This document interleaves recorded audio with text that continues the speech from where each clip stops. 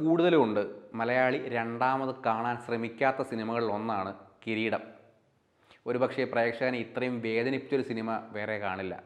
പക്ഷേ ഈ സിനിമയിൽ വേദനയല്ലാതെ സ്നേഹത്തെപ്പറ്റി, പ്രേമത്തെപ്പറ്റി പറഞ്ഞൊരു ഉഗ്രൻ രംഗമുണ്ട്.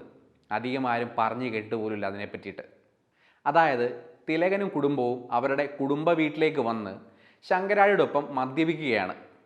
ആ മദ്യപാനത്തിനിടയിൽ തിലകനും ശങ്കരാടിയും മക്കളായ മോഹൻലാലിൻ്റെയും പാർവതിയുടെയും കല്യാണത്തെപ്പറ്റി സംസാരിക്കുന്നു. ഇത് ഒരു മുറിക്ക് അപ്പുറത്ത് നിന്ന് ജനലിലൂടെ മോഹൻലാലും പാർവതി കേട്ടു നിൽക്കുന്നുണ്ട്. അവിടെ തിലകനും ശങ്കരാടിയും അവരവരുടെ മക്കളായ സേതുവിനെ പറ്റിയും ദേവിയെപ്പറ്റിയും പറയുമ്പോൾ ദേവി സേതുവിനോട് പറയുന്നുണ്ട്, യഥാർത്ഥ സ്വഭാവം എനിക്കല്ലേ അറിയൂന്ന്. ആ സമയം ചെറിയ കുസൃതിയോടെ സ്നേഹത്തോടെ മോഹൻലാൽ പാർവതിയെ കെട്ടിപ്പിടിച്ച് ഉമ്മ വെക്കാൻ ശ്രമിക്കുന്നുണ്ട്. അവിടേക്കാണ് പെട്ടെന്ന് ഫിലോമിന കയറി വരുന്നത്. ഫിലോമിന ഈ രംഗം കണ്ട് പൊട്ടിച്ചിരിക്കുകയാണ്. പൊട്ടിച്ചിരിക്കുന്നു. കാര്യം എന്താണെന്ന് ചോദിക്കുമ്പോൾ ഫിലോമിന പറയുന്നൊരു മറുപടിയുണ്ട്. ആ മറുപടിയാണ് സ്നേഹത്തെപ്പറ്റി, പ്രണയത്തെപ്പറ്റി ലോഹി സാർ എഴുതി വെച്ച ഏറ്റവും ചെറിയ 2 വാക്കുകൾ.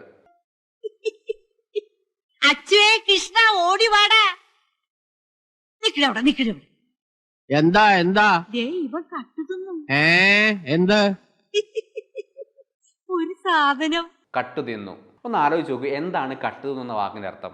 നമ്മൾക്ക് തന്നെ കഴിക്കാൻ വേണ്ടിയിട്ട് അച്ഛനും അമ്മയും വീട്ടിൽ എന്തെങ്കിലും വാങ്ങിക്കൊണ്ട് വെക്കുന്നു. നമ്മൾക്ക് വൈകിട്ട് അത് ചായയോടൊപ്പം തരുമെന്നറിയാമെങ്കിലും ഇതിൻ്റെ കൊതി മൂത്ത് നമ്മൾ ആരും കാണാതെ കട്ടെടുത്ത് തിന്നുന്നു.